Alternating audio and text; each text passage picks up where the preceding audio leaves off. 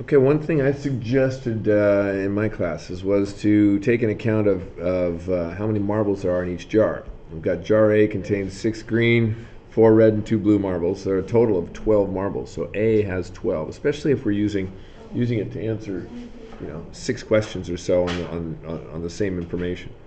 So jar B contains 2 green marbles, 8 red marbles, 4 blue marbles, so B has 14 marbles. Right?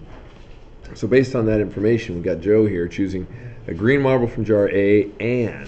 Now, and is a special word in probability. And means we're going to multiply.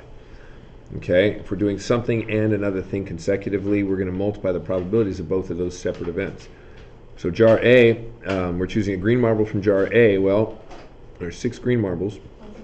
And I happen to remember that, or I wrote it down so I didn't have to remember, but there's 12 in jar A. So that's 6 over 12 is the probability of getting a green marble from jar A.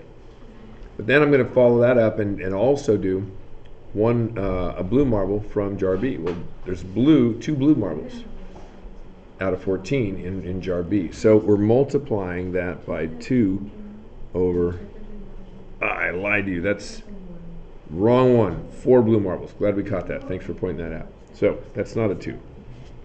That's a 4. I did this one with everyone in class today anyway, so you already know this one.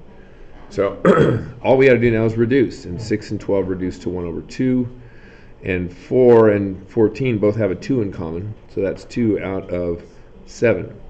And so we're trying to keep track of stuff as we've got over here. This is all gone. It becomes a 1 over 2 and a 2 over 7.